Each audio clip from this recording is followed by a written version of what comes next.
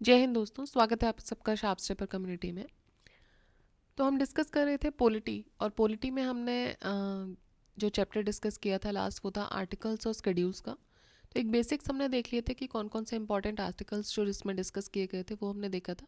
Now related to those articles and schedules कुछ questions हैं यहाँ पर, वो हम इस चैप्टर के आज डिस्कस करेंगे। और इसके अलावा देखिए हम डिस्कस कर रहे हैं साइंस की घटना चक्र। तो साइंस का घटना चक्र आप चेक कर सकते हैं, और 4 प्लेलिस्ट आपके लिए अवेलेबल हैं: हिस्ट्री, ज्योग्राफी, इकोनॉमिक्स और इकोलॉजी। सो वो भी आप अकॉर्डिंगली देख सकते हैं, और उसको जो भी आप अभी सब्जेक्ट रिवाइज कर रहे हैं अकॉर्डिंगली आप उसको देख सकते हैं। ठीक है।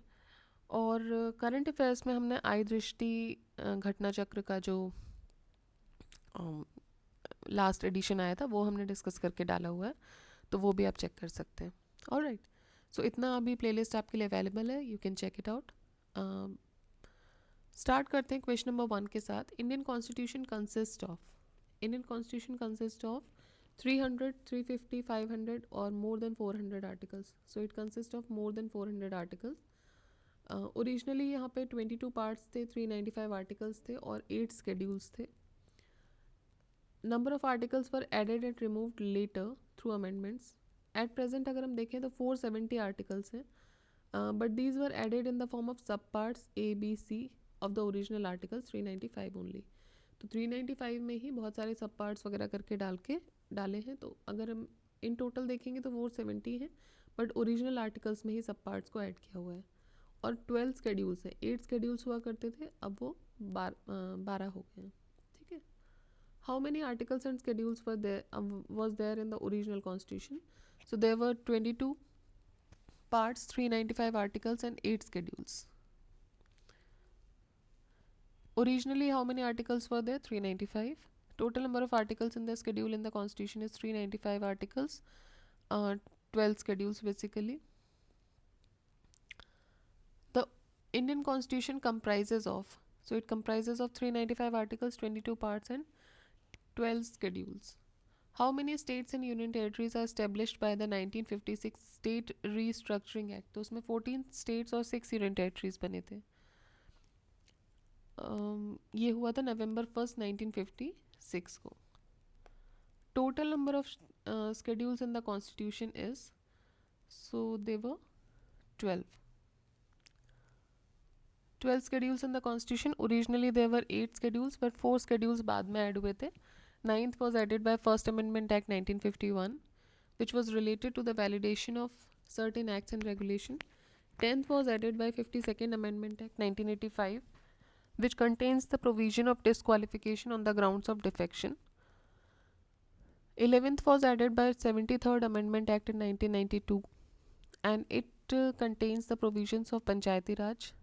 12th schedule was added by 74th Amendment Act 1992, which contains provisions of municipal corporation.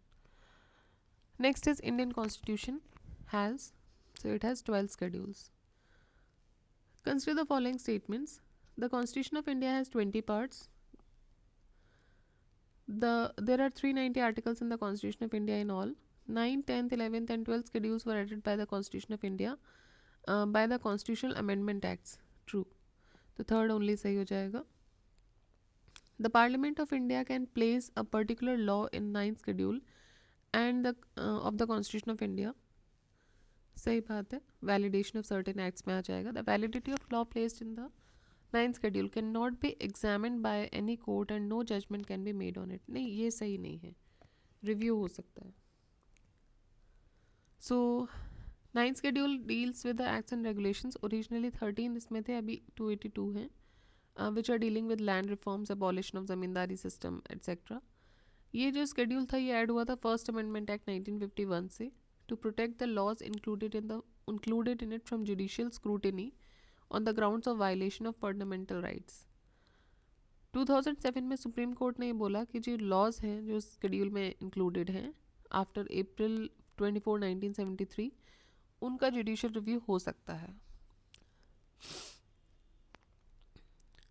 Next is the Indian constitution is divided into, so it is divided into 22 parts. Which part of the constitution contains the provision related to citizenship? Citizenship आता है part 2 में, article 5 to 11. Which of the following is not correctly matched? Citizenship part 2 of the constitution सही है. Fundamental rights part 3 of the constitution. Fundamental duties part 4A of the constitution. और state आ जाएगा part 6 of the constitution. ये सही है, third वाला गलत है. Fundamental the provision relating to fundamental duties is included in part 4A जो कि ऐड हुआ था, which was inserted in the Indian constitution 1976. बाकी ऑप्शंस करेक्टली मैच्ड हैं. ओके 6A बोला था इधर, so it is 4A.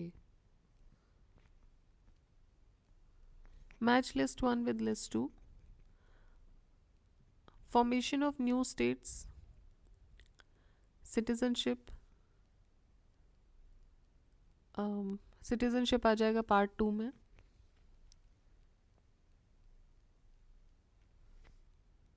ठीक है.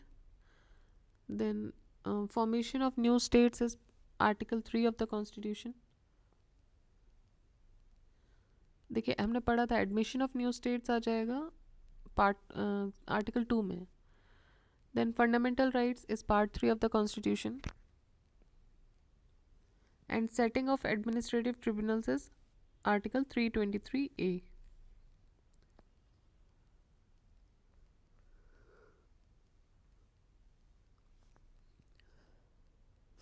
Now you have to tell that which of the following is not correctly matched. Citizenship part 2 बिल्कुल सही है. The union territories is part 7.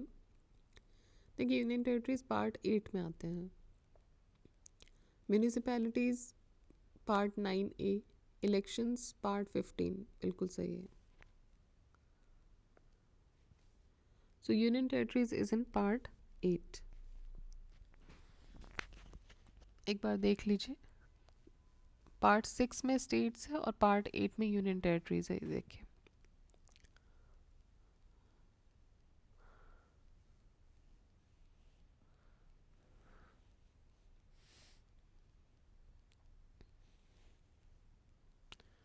चलिए.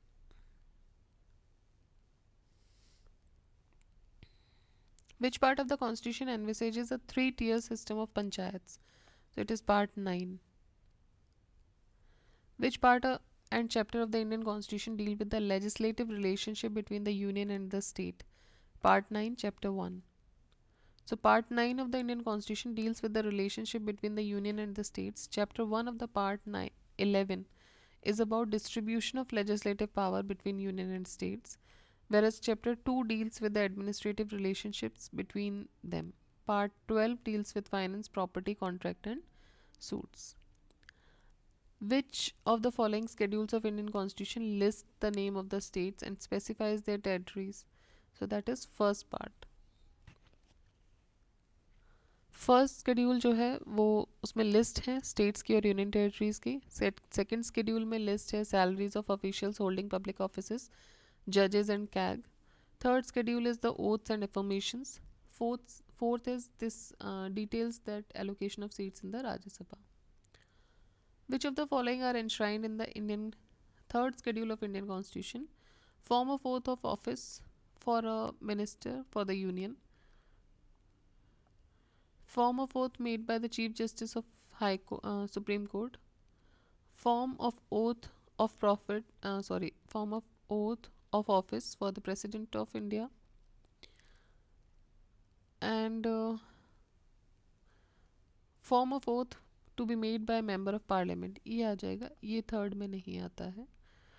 देखिए third schedule of Indian Constitution deals with the form of oath and affirmation to be made by following: Minister of Union, candidate for election to the President, Member of Parliament, Judges of the Supreme Court and Comptroller and Auditor General of India, State Minister, candidate for election of the Legislature of State, Member of the Legislature of a State, the Judges of a High Court. The form of oath of President of India वो दिया गया है article 60 में, ना कि third schedule में।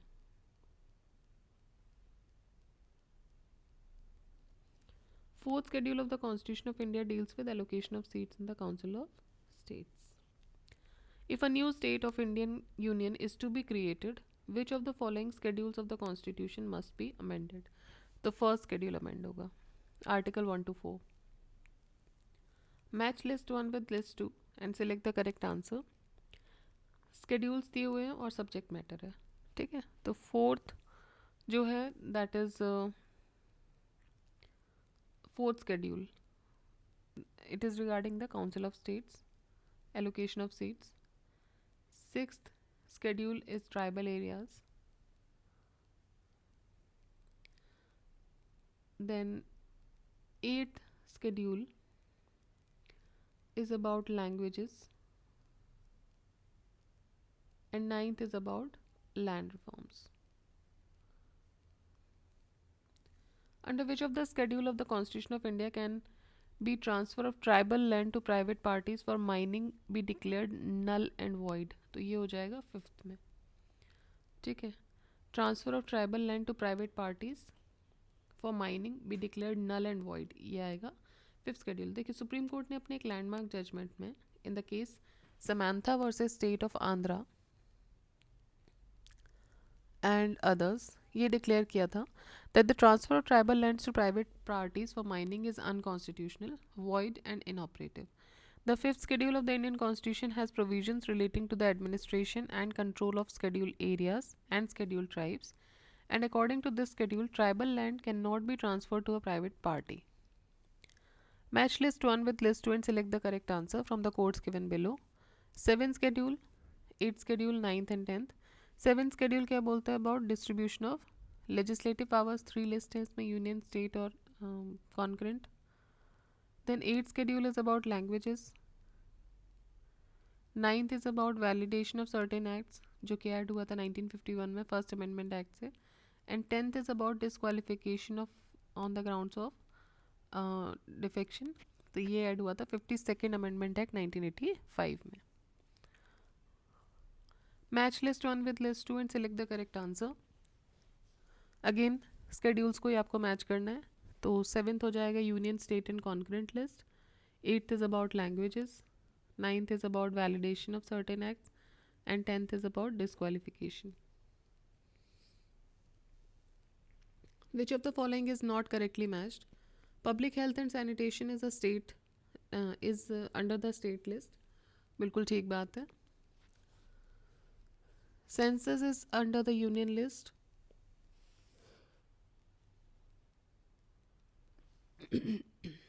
Allocation of seats in council of states, देखिए ये सेकेंड शेड्यूल में नहीं है, फोर्थ में आएगा। एंटी डिफेक्शन 10th शेड्यूल, ये सही है। Which of the language is not included in 8th schedule of the constitution? English is not included in it. Initially 14 languages थी, बाद में उसमें 22 लैंग्वेज ऐड हुई थी। सिंधी हुई थी सबसे पहले 21st अमेंडमेंट एक्ट 1967 में, उसके बाद 72nd अमेंडमेंट एक्ट से ऐड हुआ था, और फिर लास्ट में 92nd अमेंडमेंट एक्ट से ऐड हुआ था। Coelho case is related in which schedule of the constitution? Coelho case, so it is related to 9th schedule. ये एक लैंडमार्क जजमेंट है which upheld the authority of the judiciary to review the laws including the ones under the 9th schedule against violation of basic structure of the constitution. It is also known as 9th schedule case. To give the constitutional protection, state land reforms laws have been included in, so ये include किए गए 9th schedule में, valid which was inserted by first amendment act in June 1951. 9th schedule was introduced in the Constitution of India during the prime ministership of, तो उस समय Jawaharlal Nehru ji prime minister थे।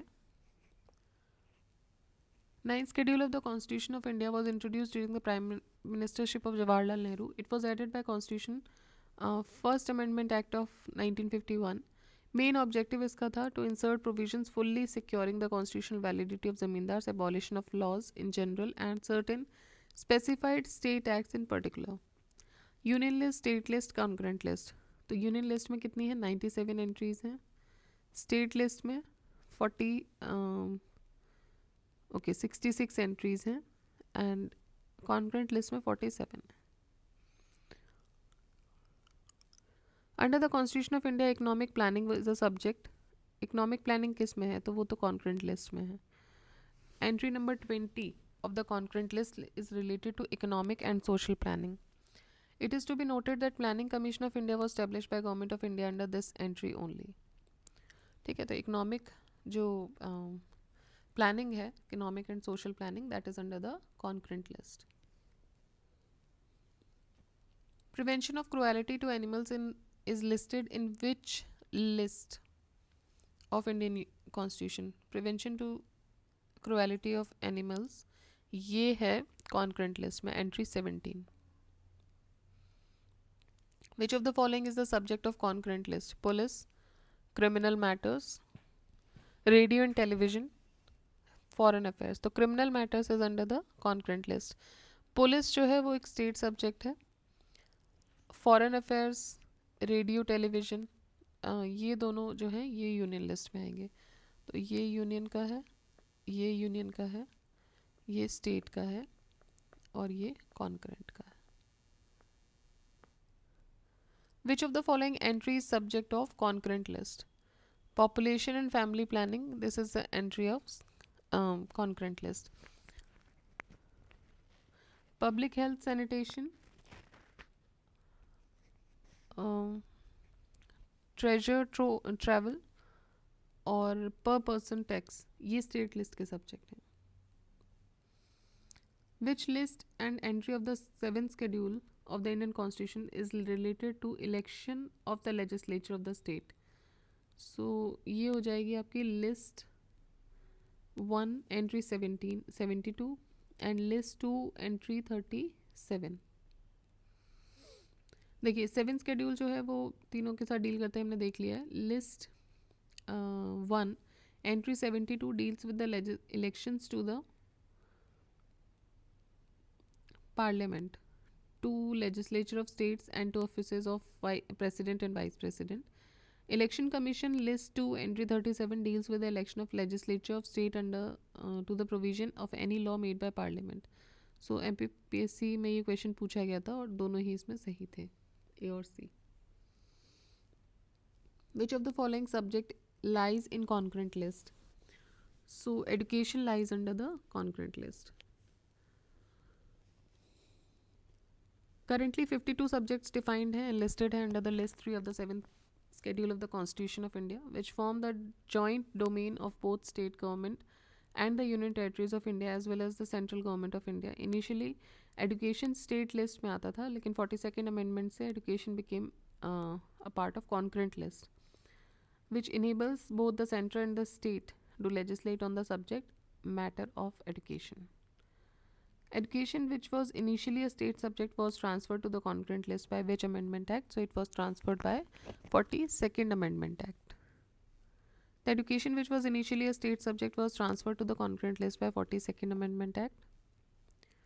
Which of the following, which of the given subjects is not correctly matched? Forest concurrent, stock exchange concurrent. देखिए stock exchange जो है वो आएगा आपका यूनियन लिस्ट में। पोस्ट ऑफिस, सेविंग बैंक, ये भी यूनियन लिस्ट है। एंड फॉरेस्ट कॉन्करेंट में आएगा। Public health is a state subject. Union list, state list, concurrent list and residuary list. Union list में आ जाएगा आपका सेंसस, स्टेट लिस्ट में आ जाएगा आपका police and public order, concurrent में आ जाएगा population control and family planning, and residuary subject में आ जाएगा स्पेस रिसर्च।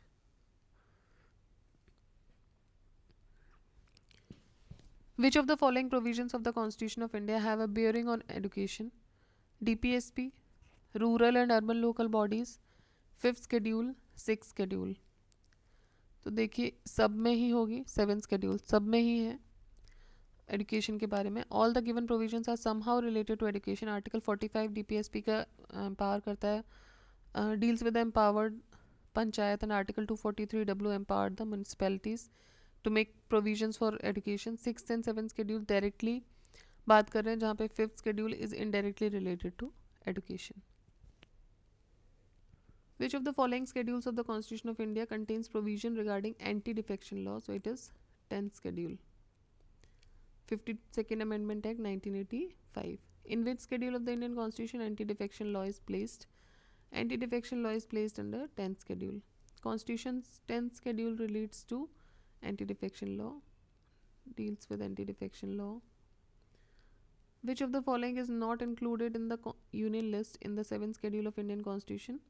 यूनियन लिस्ट में कौन सा नहीं है? बैंकिंग है, सेंसस है, इंश्योरेंस है, गैस नहीं है। Which of the following is not included in the union list of constitution of India?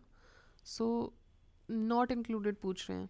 Defence है, फॉरेस्ट, फॉरेन अफेयर्स है, रेलवे। एग्रीकल्चर जो है वो स्टेट लिस्ट में आता है।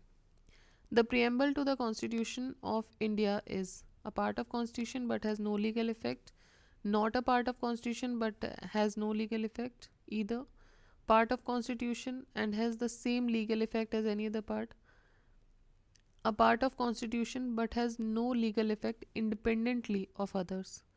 तो ये सही है। सुप्रीम कोर्ट ने एक्सेप्ट किया था प्रियम्बल को as a part of constitution in Kesavananda Bharati case 1973, and it given in the constitution is not enforceable in a court of law. ठीक है, तो देखिए ये हो गए हमारे 50 क्वेश्चंस इस चैप्टर के। रेस्ट ऑफ द 50 क्वेश्चंस हम नेक्स्ट वीडियो में डिस्कस करेंगे। Till then keep revising, keep studying, और ज़्यादा से ज़्यादा शेयर कीजिए, सब्सक्राइब कीजिए, लाइक कीजिए इफ़ यू लाइक इट, और लोगों तक पहुंचाइए इसको। जय हिंद, जय भारत।